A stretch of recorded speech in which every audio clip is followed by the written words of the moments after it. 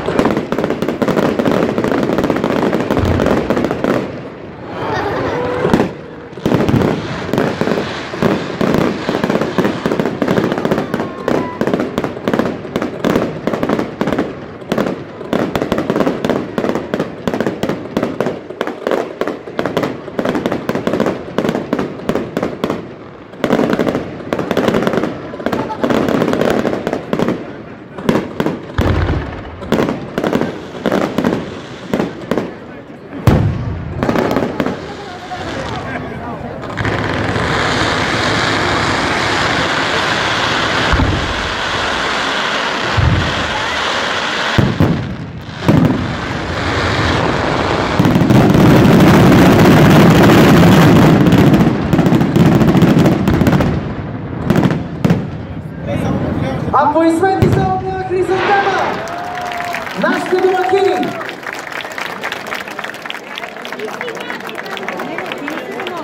Какво ще кажете? Доволни ли сте?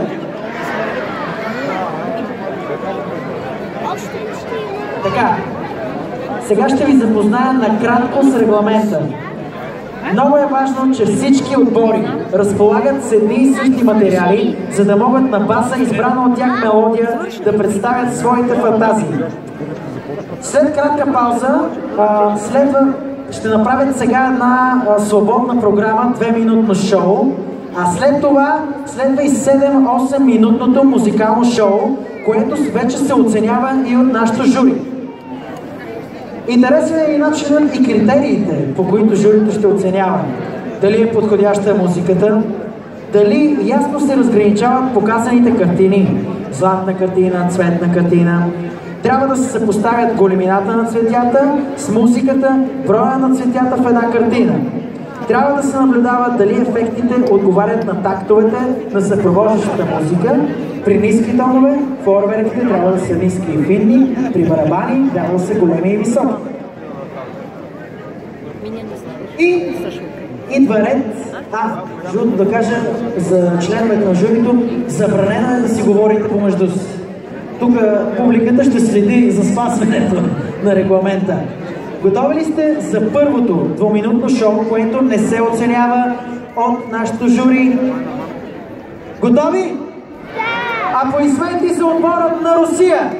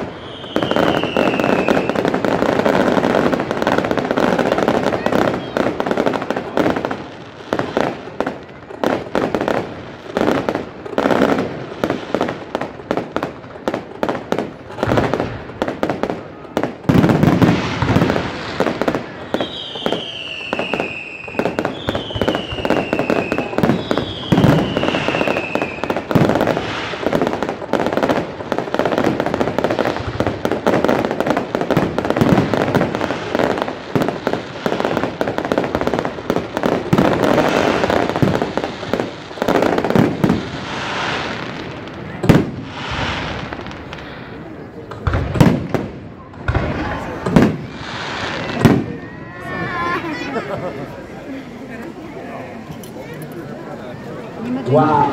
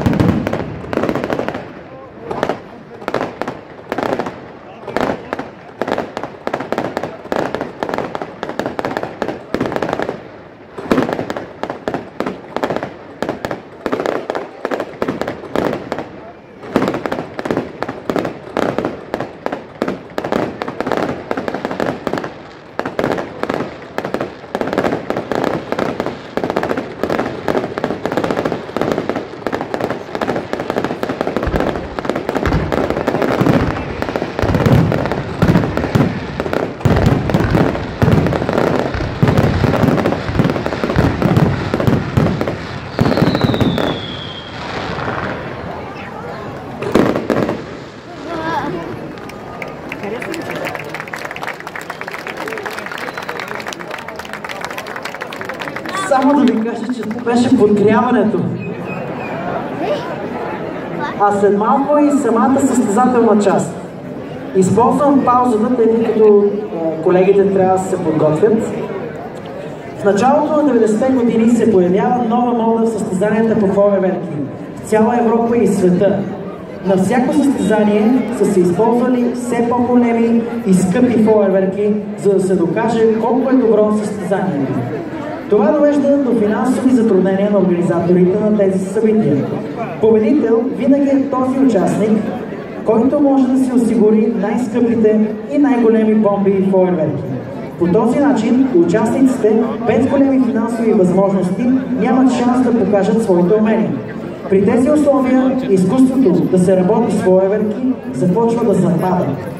По същото време е създадена Европейската асоциация по фойерверки EUFIAS.